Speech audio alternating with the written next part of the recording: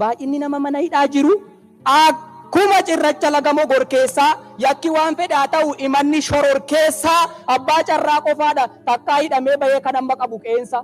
Namni mootummaa mormu yookiin kan barreessaa xiinxalaa yookiin manadhaa jira yookiin immoo biyya la jiraadheen fayyaa galamoo du'ee reeffa kooggalaa jedheenni yaaddoof dhiphuudhaan taa'ee bara eeggatu. Waa tokkotu waa fida. Duumessi tiifuu fida. Tiifuun yandoo fida. Yandoo duubaanis cabbii. Natti maamee jarana aannammoo haadha yaaduudha kan marrachiisu jabbii.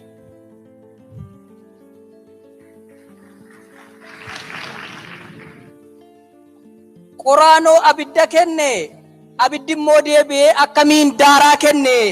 Bakka garaa hin jirutti miilla riifatan jenne. Ongee ittisuu danda'a ree mukti yoo hin qabne bala. Illeetti xinnoo sana gurri dheeratee dhuma tokko caala. Yoo harkatti keesse malee jetteen siin galu akkatti abiddi gubdu. Isa taa'ee ilaaluuf immoo itittuun iyyuu dhamasa oolaan dhuddu. Abbaa argetu beeka ciniinnaa qurxummii fi qarriffaa naacha hamaa. Garuu inni doonii yaabee cees inni bishaan daakee cees lachuu cee jedhama. Egaa tututtuqqaan qotisaa bungulloo lafaa kaasaa tututtuqqaan aarii dubbii immoo aarii namatti kaasaa kan garaa taa'u yoo taa'es maal abbaasaa aspaaltiin deemne miti qoraattii isaa dandeenye mucuca isaa dandeenye waaqaaf lafatu beeka akkamitti akkas geenye sababa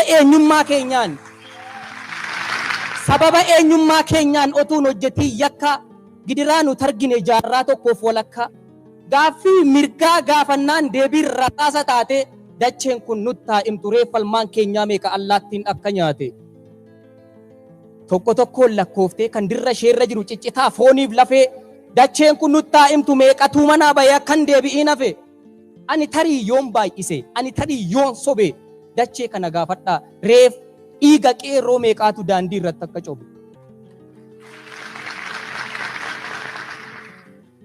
Cunqursaa abbaa irree hidhaaf du'a dandeenye nuun mijateen naan miti gatii kaffallee as geenye. Waanjoof kaayyoo gabrummaa hin ta'u jedhee didee gumaata Oromoon taasisetti Itoophiyaa guutuudhaaf boqonnaa aaraa fide.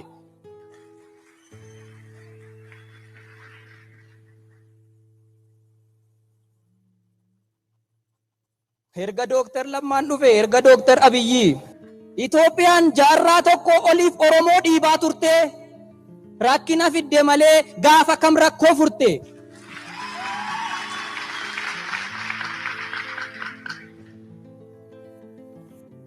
Akka nu amilee amnee abdiis kun nu gochaa maraatuun tokko waan baay'ee nuun jedheera hoomtuu namne kan jechaa isaan barii abidda sanyummaa irratti warra kaayii waadanii yoo biyya diiguu malee biyya jaaruu yaadanii. Gaafa Oromoon mo'ee ameessuu nuuf hin dhaluu Qaallittiif Qiliinxoo malee 4 kiiloo galuun sun tasa isaaniif hin maluu.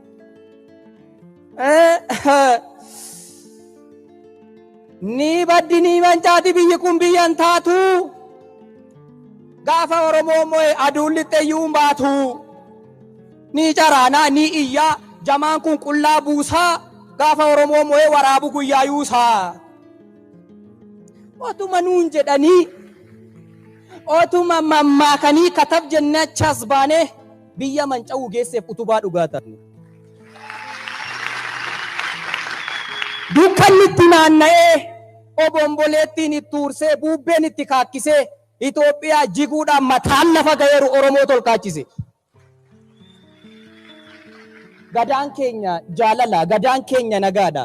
Hojjennee itti agarsiifne addunyaa nuun ragaadha. Daandii haqaarra deemna nuyi bokkuuf siiqqee qabannee duruma durii isaayyuu aammachuuf tiksuu malee diiguuf jiksuu hin baranne.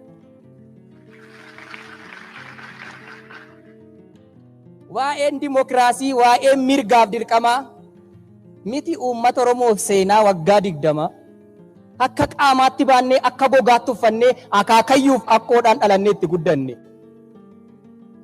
Kanaaf qeerroon uummata wajjin irree tokkummaan ka'ee sabaaf sablammii hundaafuu gaachana dhugaa ta'e buddeena wajjin nyaatu. Barreen gaddaa yoona kana warri daangaarra jiru yoon du'ees lubbuu koo maari jedhee waaqa isaatiif sagada. Barana kun hin jiru eeffee saarrii fe'atee asmaraatti nagada. Atumtuu cidha keetiif ganaa bokka fo'atta. Finfinneetti wal fuudhi achi immoo ani muunii kee misiwaatti godhatta. Namni tajaajila bishaan qulqulluu gaafannaan bishaan aayilaandiidhaan qaama askaalaatti hidhama. Baay'inni nama mana hidhaa jiru akkuma cirracha lagamoo gorkeessaa yakki waan fedhaa ta'u imanni shororkeessaa abbaa carraa qofaadha takkaa hidhamee bahee kan amma qabu qeensa. Sabaaf sablammii wajjin Oromoon qabsoo godhee biyyarraa kaasee hadhaa erga barreen gaddaatii gatiin piinsaa rakkaseera warra suuqii gaafadha. Sudaan, Jibuutii, Keeniyaa, Saudi Arabiyaa keessatti fira gaafatu dhabe warra akka waan biyya hin qabnetti abdiif amileen cabe.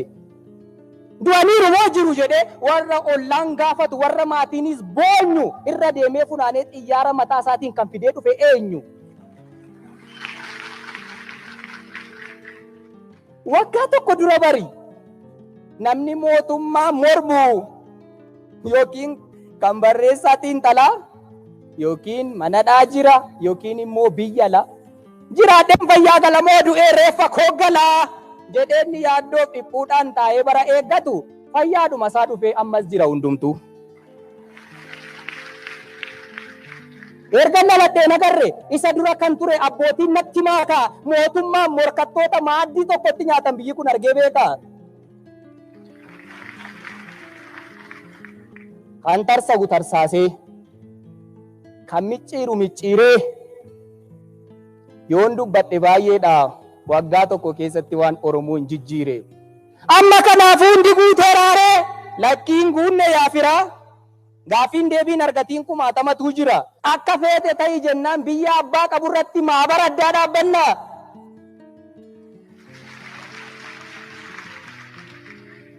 Adeemsa akkasii kun booddeen ishee balaa qabdi.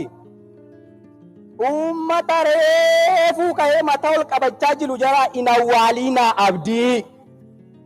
Herrega hin milkoomneef of hin xaxiinaa mataa Itoophiyaan isheen durii isheen tokko kabajjee tokko tuffattu suni hin deebitu lammataa.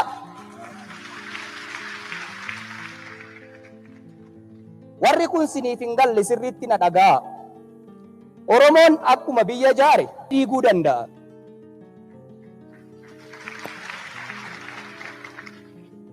Gaaffiif komiin jiraannaani kabajumaan gaafadhaa akka deebu taasisaa. Oromoos ta'e hooggantoota isaa arrabaan dhoqqee dibuun garuu gatii nama baasisa. Itoophiyaa aadaa tokko, Itoophiyaa afaan tokko, Itoophiyaa amantii tokko moo sichi abjuudha abjuu qullaa waan qabnu wal kabanyee eenyummaa walii eenyee kabajaa wajjin bulla.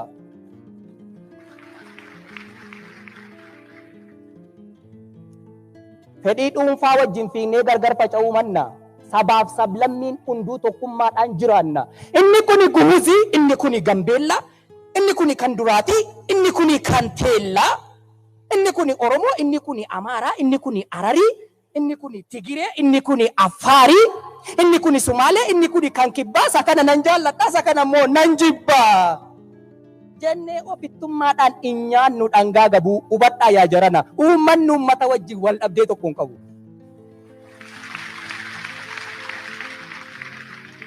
Biyya kana diiguudha, biyya kana mancaasuudha filannoon sanaan alaa irra deebi'een jedha. Kan nu baasu tokkummaadha, kan nu baasu jaalala.